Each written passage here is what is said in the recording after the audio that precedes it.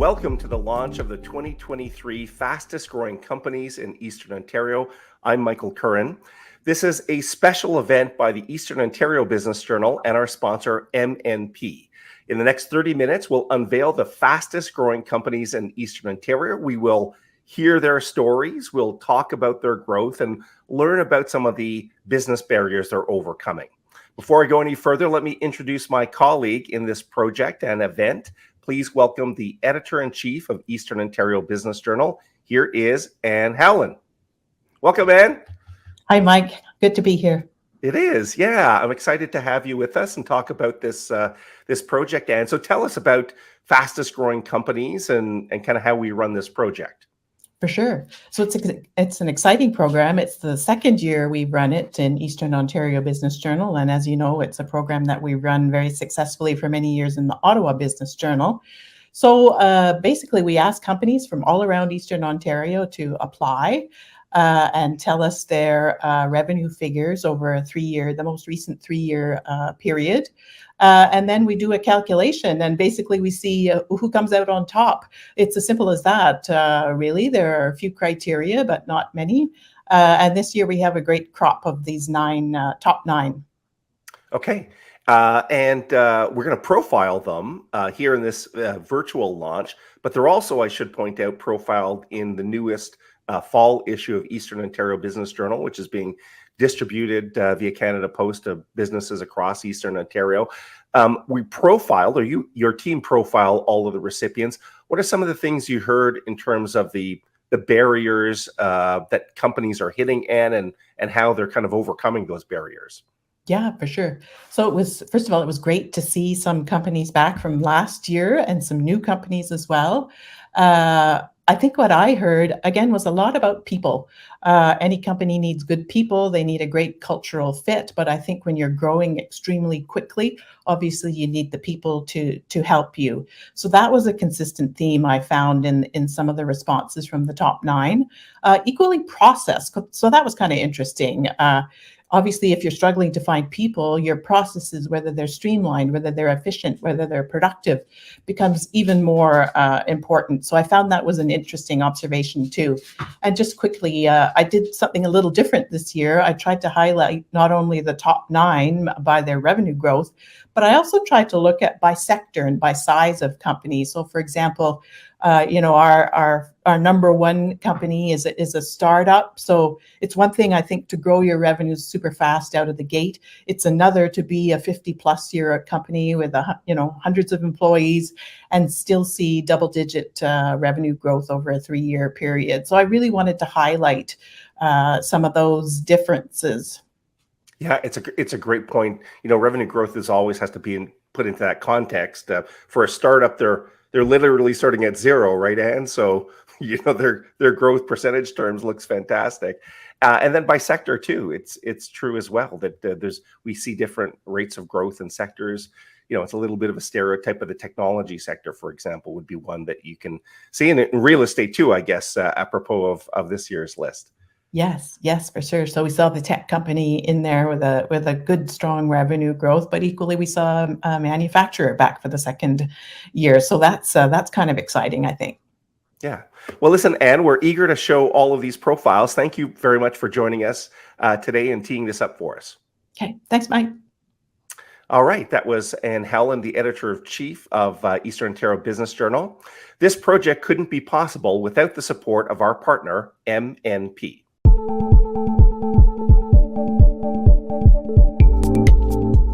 All right, joining us now is one of the partners from MNP's Kingston office. Please welcome Ryan Moore. Hello, Ryan.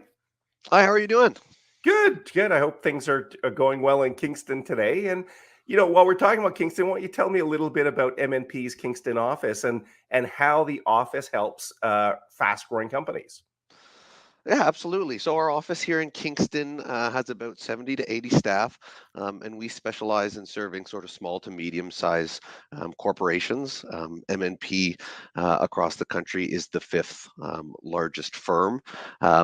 but we tend not to compete too much with the big four, who maybe specialize in larger business. So it really suits a community like Kingston that has lots of people either coming here from other centers or graduating from Queen's University or St. Lawrence, and we're able to support them with primarily with their accounting and tax needs.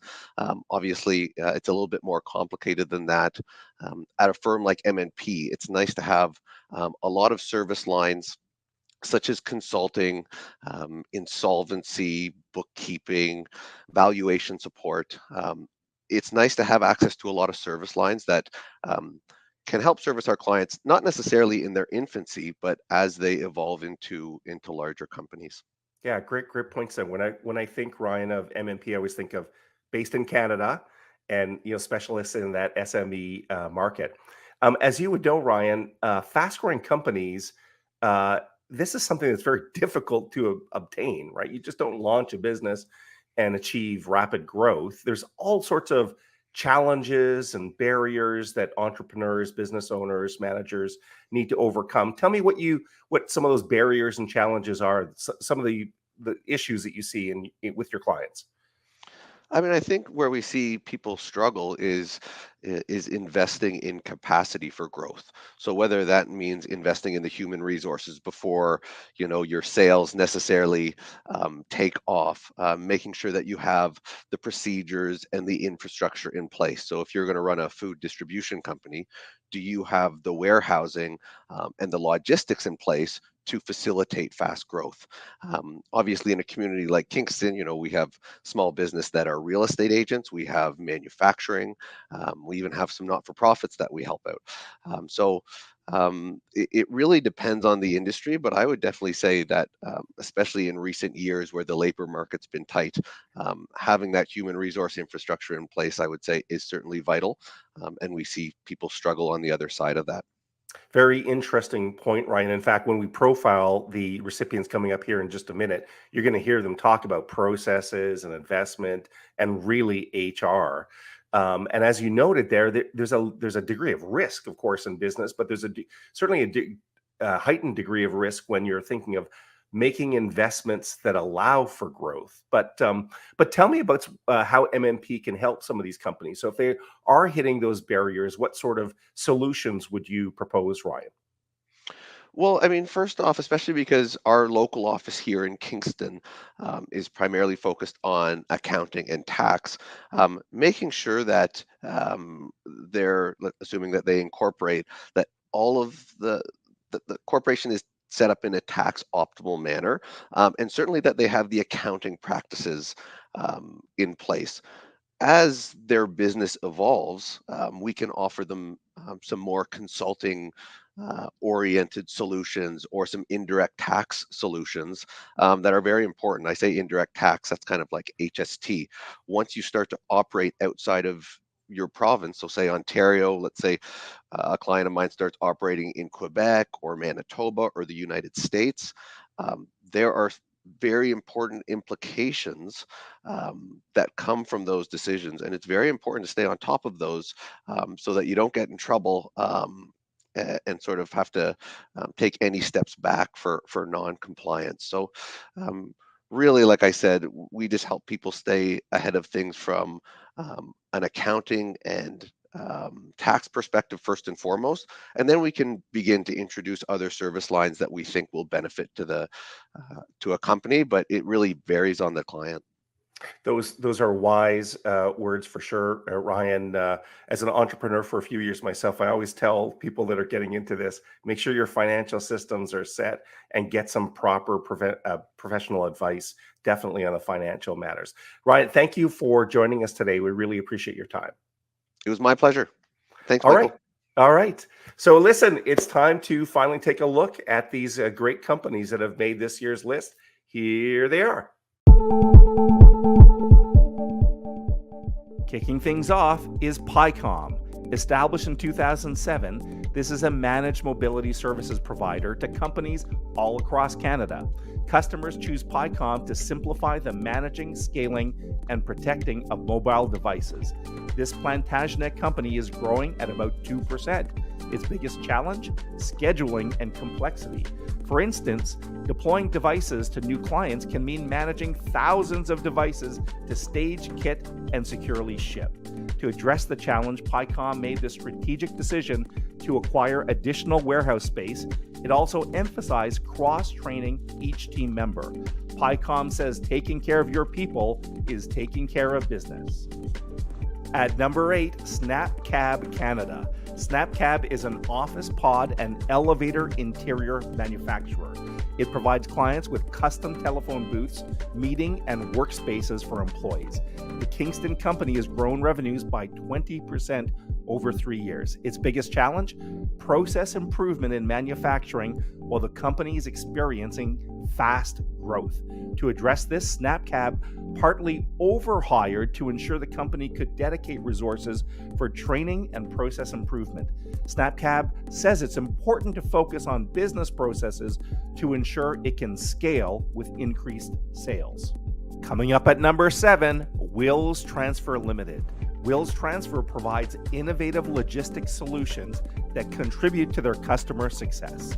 The Smith Falls company has posted 32% 3-year revenue growth. Its biggest challenge? People. More specifically, attracting, retaining suitable staff for its operations. And what do they do to address it? Wills Transfer is devoting more resources to HR. It expanded the HR team, worked on job descriptions, talent management, and succession planning. Number 6 is Convergence Design Services, which offers complete design solutions for aerospace, electrical vehicle, robotics, AI, smart IoT, 5G, acoustic mechanical, hardware, software, and production certifications.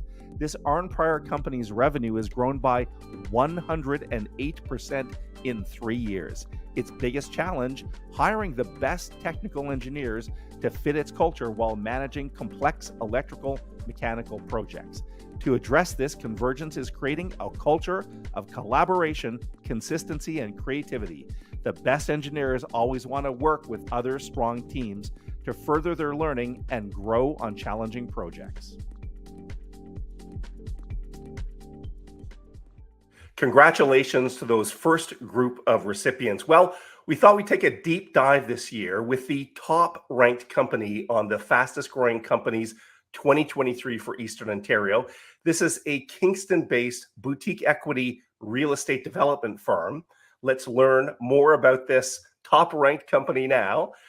Joining us is the managing partner of City Flats. Here is Pete Sauerbry. Welcome, Pete. Thank you. And now the managing partner of City Flats, one of his colleagues, here is Graham Coe. Hello, Graham. Hey, Mike, how are you? Thanks for being here. We're excited to explore all this remarkable revenue growth with both of you. Pete, we're going to start with you. Just give us a general description of what City Flats is. Sure. Yeah. So City Flats is brainchild of Graham and I. We are a boutique private equity real estate development firm. We're based here in Kingston, like you mentioned, and we essentially acquire, develop, build, and asset manage our real estate portfolio. So we're looking to buy land and develop real estate, mostly multifamily, and we focus in the southeastern Ontario region. We're structured in limited partnerships, so essentially we act as the lead investor and the general partner in all our projects, and we bring alongside our group of investment partners to help invest in the project and act as equity partners along the way with us. Okay, that's a great model. Graham, give us a sense of what City Flats is developing. What projects are you working on right now? Sure. So we've got 6 projects on the go right now at various stages, from planning and development to active construction. As Pete mentioned, we're focused primarily on multifamily and residential housing. That's our focus in terms of asset class for the region. In terms of our pipeline, we've got about 600 units in the pipeline, or about $300 million in project value at the moment. But we're always seeking new opportunities, and we're working on some new longer horizon investment vehicles for 2024 that focus on the region, as we're very bullish on the region that we operate in. And Graham, you're not specifically focused on Kingston. You're working in some of the outlying communities or communities around Kingston as well. Is that correct? Yeah, that's correct. So Kingston and the surrounding area, and over the next few years, we're looking to move east towards the nation's capital. Okay. Well, we'll see if you make the big move. That's exciting news. And Pete, as we mentioned, City Flats is the #1 ranked company on our list this year, and it's posted, quadruple-digit revenue growth. Give us a little bit of that story. The company's not that old, so to go from zero to millions in revenue is a remarkable thing. Yeah, it's been quite a ride. I got to admit. It helps the revenue growth percentage wise is helpful when there's not much in the first few years, right? But Graham and I come from real estate backgrounds. We've both been operating in real estate in different capacities for over a decade each. I was sort of ground up real estate. I had my start in real estate working, holding a hammer and figuring out projects on the go. I had some money from mom and dad that helped out to get started.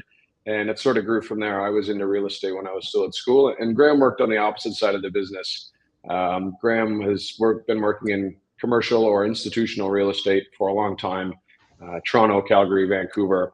And Graham and I grew up together, and we always had this interest in real estate that made a lot of sense. So combining the two of our sort of expertises from opposite sides of the business has been really helpful to take it to where we are today. Yeah, we also have an awesome team, quite frankly. Like, we've been lucky, fortunate to have a great starting group of employees here and team members who genuinely care and are behind our vision. So it's been a great start. We've been lucky with our group of employees, and we've got some advisors that help out along the way too. So it's been really good to lean on them and take their advice to heart and try to use it and grow, because like you said, this growth is pretty substantial. So there's a lot coming at us on a daily basis. Graham, we're going to wrap up with you. As Pete just said, the growth has been really significant. And, when entrepreneurs are launching their ventures, they dream of these big revenue numbers. You guys have posted some of those big revenue numbers, but there's always kind of a plus and a negative to that. Tell us more about the plus side and the negative as it relates to City Flats, Graham. Sure. Yeah. I mean, there's challenges managing growth, of course. It's a good thing, but sometimes it can be a little bit of a double-edged sword. So I guess the pluses or the upside where, it's fun and exciting to be at a company that's in growth mode. And we have a great team and everyone's engaged and working hard, but they're having fun. So, that's really important in terms of enjoying what you do every day and working towards a common vision. And I think we have a great team with solid alignment, and everybody loves coming to the office every day. So it's enjoyable. We're building out the team, every day a little bit bigger, and we enjoy working together. So that's really the big plus for us. I guess on the downside, it's challenging evolving from a couple guys with an idea to a concern. So we found that a big part of this is letting go and managing rather than doing all the daily activities. It's it's a very important step to take as a leader in a business, but it's hard to do it when the time comes to it. So that, along with, I would say, balancing resources to have managed growth. So building systems and teams and bringing on new team members and processes and things like that they take time and they need to be done well to make sure you're managing growth properly. So we've had some advisors with a lot of experience and a vested concern in our business who have helped us navigate those waters a little bit. So we continue to rely on them, but it's been a great few years so far, and we're looking forward to the next few as well. It is a great point, Graham. The overcoming some of those barriers, I think you mentioned a lot of them: people, processes, having founders let go a little bit. I'm sure you and Pete, everything was very tightly controlled, and there's a new level of systems and delegation needs to take place. So thank you for sharing that. It is a real barrier for many companies. Listen, Pete and Graham, thanks for joining us today. We really appreciate it. Best of luck. Continued success for City Flats. Thanks, Michael. Great. Thank you. All right, that was Pete and Graham from City Flats. Let's take a look at the top 5 ranked companies this year. And now to number 5, Plan A Kingston and Quinte. This is a staffing, strategy, and technology company based in the senior care sector that specializes in long-term care and retirement facilities. Its biggest challenge? The post-pandemic workforce isn't paying attention to details around job locations and descriptions, and more money is being spent on job boards to get the right staff. Plan A is trying new recruitment strategies, including messaging, reviewing location information, job descriptions, and refining the hiring process. Here comes number 4, Imperium Social. Imperium Social is an award-winning digital marketing company. It's most recognizable for its sub-brand, Blue Collar Marketing. The Kingston company has posted 245% three-year revenue growth. Its biggest challenge? Ensuring the right team and systems are in place to meet the high demand of its sub-brand, Blue Collar Marketing. To address it, they niched down. Imperium chose a niche that it's passionate about and knowledgeable in. Choosing to focus its efforts on the blue-collar industry was the single best decision they've made. Number 3, Wonton Crunch. Wonton Crunch manufactures wontons for retailers such as major groceries chains. The Smith Falls company has posted 628% three-year revenue growth. Its biggest challenge? Wonton has experienced post-pandemic problems, particularly around HR and shipping. To overcome this, Wonton Crunch is automating systems to reduce labor and partnering with shipping companies. They say this increases productivity and consistency. Coming in at number 2, Taya Markerless Inc. Taya is a Kingston-based company that develops and sells video-based tracking of human movement. Its market is the evaluation and assessment of injury risk for high-performance athletes. Taya has posted 1,543% revenue growth over 3 years. Its biggest challenge? While it has been straightforward to sign up external sales channels, it has been challenging to motivate and train these channels. Taya is growing its internal sales team and hiring someone to onboard distributors. And the number 1 fastest growing company in Eastern Ontario, City Flats Asset Management. City Flats specializes in developing multi-residential real estate investments. It tackles this while delivering strong investment returns for its investors. Remarkably, City Flats has achieved 1,658% three-year revenue growth. Its biggest barrier? In the early days, the co-founders were handling every detail of the business. To overcome this barrier, they implemented a system and structure that's been foundational to their growth while maintaining accountability.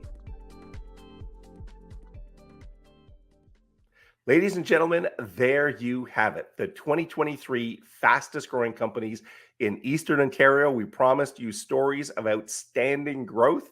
We have stories of companies overcoming business challenges. I think we delivered here. So hope you enjoyed all of those profiles, and a big congratulations to all of the recipients this year that were profiled. Also want to give another thanks to MNP for its continued support of this project, and specifically this virtual event. If you're looking for a strategic and practical advice on how to grow, consider contacting MNP. Great to see their Kingston office thriving. That brings us to the end of the show. A reminder that you can visit eobj.ca, eobj.ca, to read the digital edition of Eastern Ontario Business Journal. This is the fall issue that focuses on the fastest growing companies. You can also sign up for EOBJ's monthly email newsletter. It's packed with great information. On behalf of all my colleagues at Eastern Ontario Business Journal, I want to thank you for watching and or listening. Stay tuned for more great information. Thanks for watching. Bye-bye, everyone.